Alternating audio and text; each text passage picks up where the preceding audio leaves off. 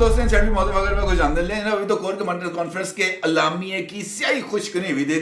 पानी की बोतल आई है तो ऐसे करके रोड थी और उसके बाद जो सारी की सारी स्याही है वो मेज के ऊपर बिखरी हुई नजर आई थी और हाथ में पड़ा हुआ था सादा कागज। और ये जो सूरत हाल है ये बहुत ही ज्यादा तकलीफ दे है, खासतौर पर हाफिज जी के लिए, क्योंकि चैलेंज हर एक मरतबा आता है पाकिस्तान तहरीक इंसाफ की तरफ से आता है या पाकिस्तान तहरीक इंसाफ के सेफ हेवन से आता है और सेफ हेवन के इदारों से आता है। और ये सिचुएशन यकीनी तौर पर उस सिमत में बढ़ती हुई नजर आ रही है जिस सिमत में इसको आगे नहीं बढ़ना चाहिए। अभी अब कल की मिसाल लें कि जनाब पाकिस्तान के अहम तरीन इदारे के अहम तरीन अफराद पर मुश्तमिल एक बैठक थी और उस बैठक के इजलास तकरीबन कुछ 4 घंटे तक जारी रहा। 4 घंटे तक तमाम सर जोड़ के बैठे रहे और उन्होंने तमाम इश्यूज के ऊपर सीर हासिल किस्म की गुफ्तगू की और गुफ्तगू करने के बाद जनाब उन्होंने एक इलामिया जारी किया और उस इलामिया में जहां पर बहुत सारे और इश्यूज को जेर बहस लाया गया खासतौर पर इंतखाबात के हवाले से, वहीं पर एक और नुक्ते को खास तौर पर उजागर किया गया और उम्मीद का इजहार किया गया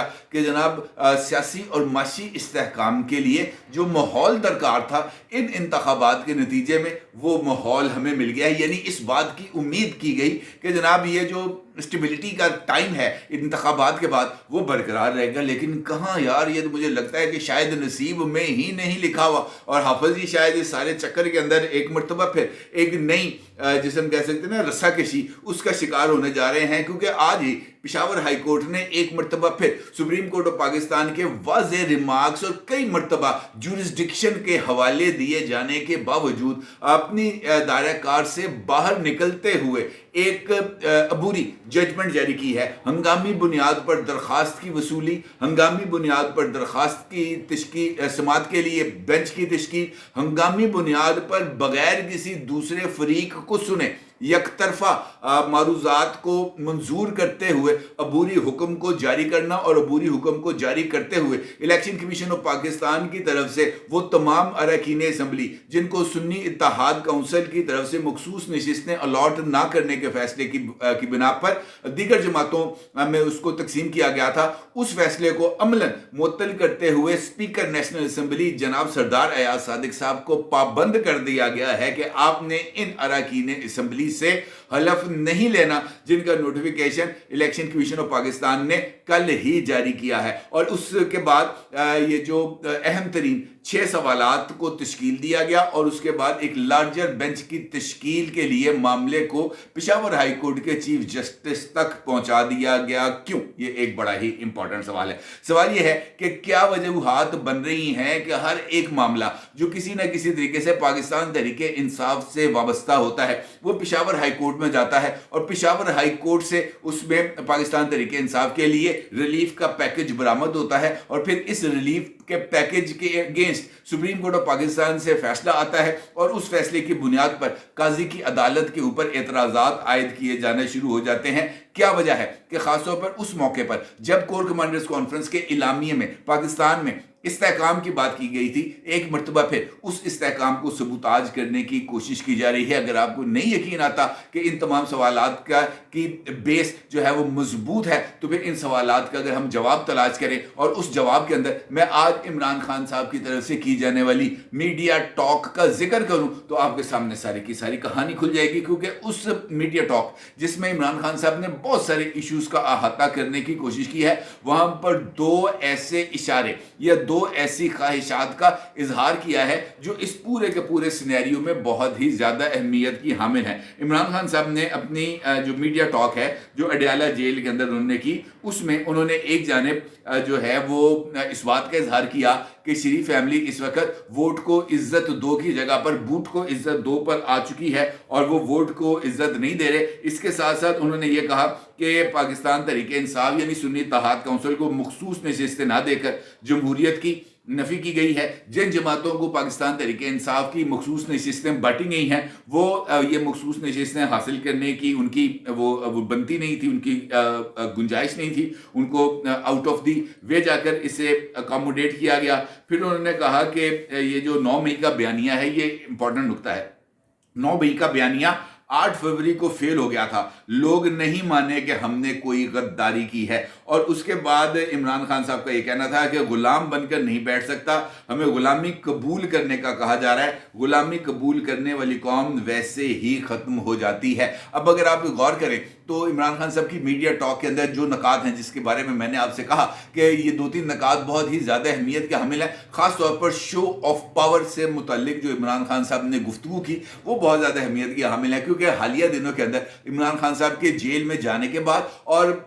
पंजाब और खैबर पख्तूनख्वा की सूबाई हुकूमतें ख़त्म होने के बाद पाकिस्तान तहरीक इंसाफ कोई इंप्रेसिव पावर शो नहीं कर सकी थी। और अभी हाल ही में अली अमीन गंडापुर साहब ने चीफ मिनिस्टर बनते साथ ही सिर्फ 1 महीने के लिए खैबर पख्तूनख्वा की असेंबली से अपने लिए 174 अरब रुपए, कितने, 174 अरब रुपए, ये 1-2 रुपए की बात नहीं है, 174 अरब रुपए जनाब अली अमीन गंडापुर साहब ने खैबर पख्तूनख्वा की असेंबली से मंजूर करे हैं सिर्फ 1.5 महीने के लिए। इसका मतलब यह है कि ये जो पैसे आए इन्होंने किसी न किसी जगह पर तो खर्च होना है। और इसके हवाले से इमरान खान साहब ने ऐलान किया है जनाब के इतवार वाले दिन इस सरकारी खर्च पर जो हासिल किया गया है, पेशावर के अंदर एक अजीम शान जलसा होगा, एक पावर शो होगा जो इस बात की तरफ इशारा करेगा कि जनाब पाकिस्तान तहरीक इंसाफ हुण भी पावरफुल है, हुण भी उधर डंडा कायम है और वो किसी भी सूरत पीछे हटने के लिए तैयार नहीं है। और इनफैक्ट इसी बात का ताल्लुक गुलामी की बात से जाकर जुड़ता है कि जनाब हमें कोई गुलाम नहीं बना सकता।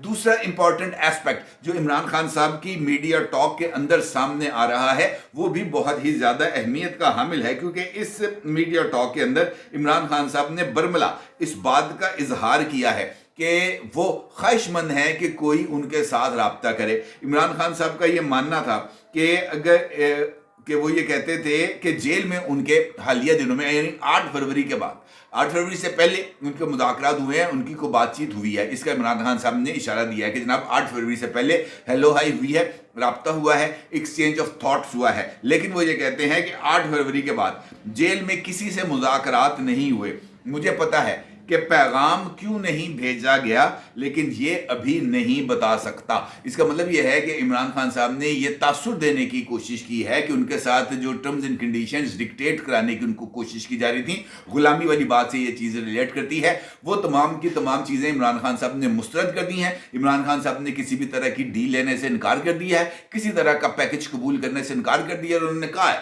कि जनाब मैं डंडी पट्टी लेना पाए, जो कुछ मैंने लेना है और इससे अलावा मैंने कुछ नहीं, क्योंकि इससे ही रिलेट करती बात उन्होंने आगे कर दी। उन्होंने कहा जनाब कि इंतखाबी हमारे नताइज को चुराया गया, हमारे इंतखाबी नताइज को तब्दील किया गया। फॉर्म 45 इस बात की मिसाल है, इस बात का सबूत है कि किस तरीके से अवाम के मैंडेट पर डाका डाला गया। और फिर उन्होंने चैलेंज किया, उन्होंने कहा जनाब मैं 4 हलके बताता हूं, इन 4 हलकों को खोल लें, इन 4 हलकों का ऑडिट करा लें, आपके सामने सारी की सारी सूरत हाल आ जाएगी। और इसमें से 2 हलके लाहौर के हैं, एक हलका है 130 जहां से जनाब मोहतरम नवाज शरीफ साहब ने इलेक्शन कंटेस्ट किया था और वो रुकन असम्बली मुंतखब हुए थे, उनका मुकाबला डॉक्टर यास्मीन राशिद के साथ था। दूसरा हलका NA 127 जहां पर सलमान अकरम राजा साहब का मुकाबला हुआ था ओन चौधरी साहब से, और इस मुकाबले में ओन चौधरी साहब ने सरप्राइजिंगली जनाब सलमान अकरम राजा साहब को शिकस्त दी थी। और ये वाकईतन एक बहुत ही इंपॉर्टेंट एस्पेक्ट है। तीसरा उन्होंने कहा कि पेशावर से नूर आलम साहब जिस हलके से जीते हैं उस हलके का ऑडिट कराया जाए, क्योंकि इमरान खान का यह मानना है कि नूर आलम साहब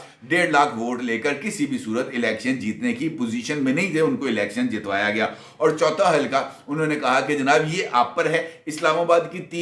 तीन कॉन्सिक्वेंसेस थी, इन 3 कॉन्सिक्वेंसेस में से किसी भी एक हलके को खोल लिया जाए और उस हलके का ऑडिट कर लिया जाए, नतीजा आपके सामने आ जाएगा, दूध का दूध और पानी का पानी हो जाएगा। अगर ये 4 हलके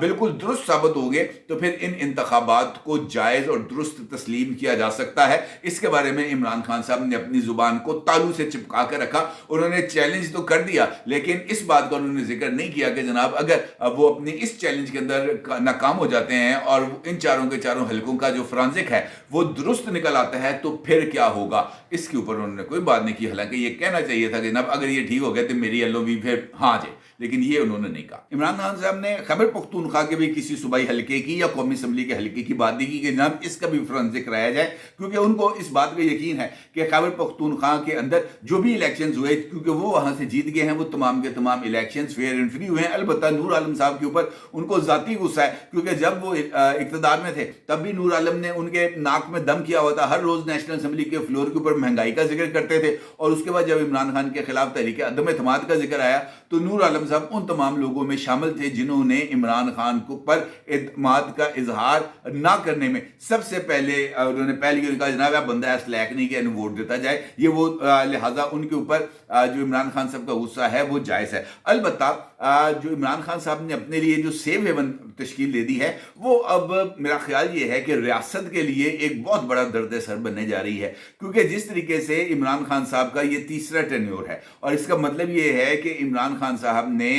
2012 کے بعد سے جیسے ہی انہوں نے خیبر پختونخوا میں ان کی حکومت آئی اور اس کے بعد سے لے کر اب تک وہاں پر عمران خان صاحب نے اپنی روٹس کو مضبوط کیا، انہوں نے وہاں کی جو افسرچائی ہے اس کو انہوں نے اپنے قبضے میں لیا، اور اس کے ساتھ ساتھ نوجوان نسل کو ففتھ جنریشن وارفیئر کے نام پر جو چورن بیچا گیا وہ بھی اپنی مثال آپ ہے، اور اس کے ساتھ ساتھ وہ جو 25,000 روپے کی انٹرنشپ تھی اس نے بھی اپنا بہت زیادہ جادو دکھایا، اس کے اندر کوئی دو رائے نہیں ہے۔ اب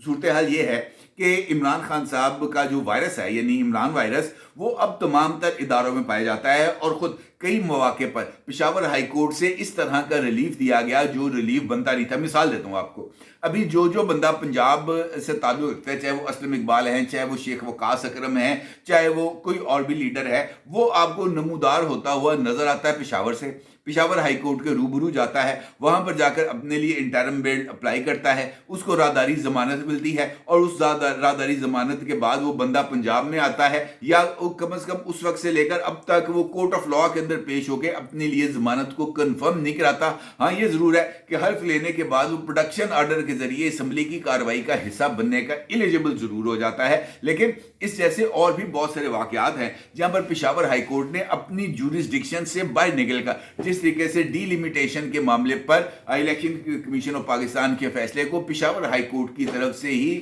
جو ہے اس پر سٹے آرڈر دیا گیا تھا، اور اس پر سپریم کورٹ آف پاکستان کی طرف سے سخت ترین ریمارکس آئے تھے۔ جسٹس قاضی فائز عیسیٰ صاحب نے اس کا سخت ترین نوٹس لیا تھا اور ان کو بتایا تھا کہ کس طریقے سے پشاور ہائی کورٹ کا فیصلہ پورے پاکستان پر لاگو ہو سکتا ہے۔ پشاور ہائی کورٹ کا فیصلہ انہوں نے اپنے ریمارکس میں کہا تھا کہ پشاور ہائی کورٹ کے فیصلے کی جو جورسڈکشن ہے وہ خیبر پختونخوا کا پروونس ہے، اس سے آگے ان کے فیصلے کا اختیار نہیں۔ لیکن اب بھی آج کی اس سماعت میں بھی ایسا ہی معاملہ درپیش ہوا جہاں پر پشاور ہائی کورٹ نے سنی اتحاد کونسل کی درخواست پر خیبر پختونخوا کی مخصوص نشستوں پر منتخب اراکین اسمبلی کو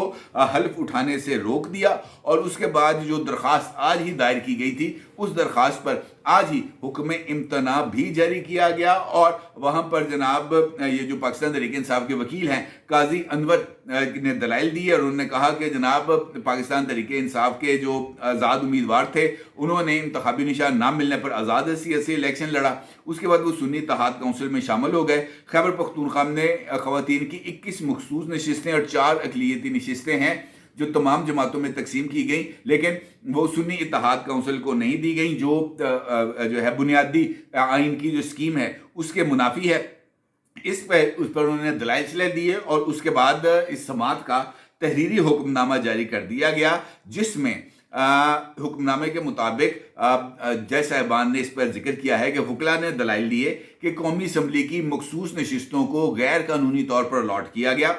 اس معاملے پر الیکشن کمیشن کو پری ایڈمیشن نوٹس جاری کیا جاتا ہے، اور اس کے بعد پشاور ہائی کورٹ نے 6 سوالات اٹھائے، اور انہوں نے attorney general of Pakistan, advocate general Khyber Pakhtunkhwa, election commission of Pakistan کے وکیل کے سامنے یہ 6 نکات رکھتے ہوئے انہیں کل طلب کر لیا ہے کہ آپ نے ان 6 نکات کے اوپر عدالت کی معاونت کرنی ہے۔ وہ 6 نقطے کون سے ہیں؟ پہلا، کیا پشاور ہائی کورٹ کے پاس اس معاملے کا اختیار ہے، یعنی ان کی جورسڈکشن بنتی ہے؟ یہ وہی معاملہ ہے جس کا ذکر چیف جسٹس قاضی فائز عیسیٰ صاحب کر چکے ہیں۔ کیا درخواست گزار کے پاس یہ پٹیشن بھی دائر کرنے کا اختیار تھا یا نہیں تھا؟ यानी अभी इसका फैसला नहीं किया पेशावर हाई कोर्ट ने कि ये जो एप्लीकेंट है वो ये दरख्वास्त दायर करने का एलिजिबल है या नहीं, लेकिन इसके बावजूद हुक्म इम्तना जारी कर दिया गया। तीसरा नुक्ता ये है कि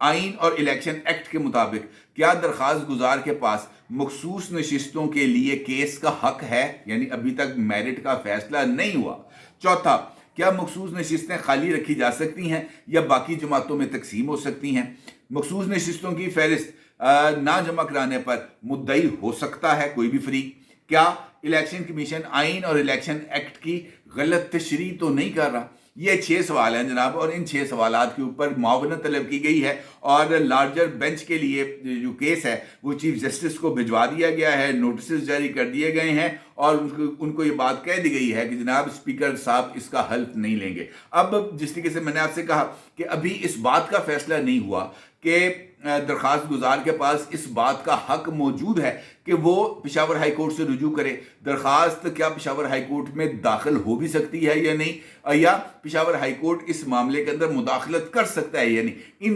बेसिक्स क्वेश्चंस का आंसर किए बगैर अगर ये स्टे ऑर्डर जारी करके एक मरतबा फिर सियासी अदम इस्तेहकाम पैदा करने की कोशिश की जाएगी तो इसका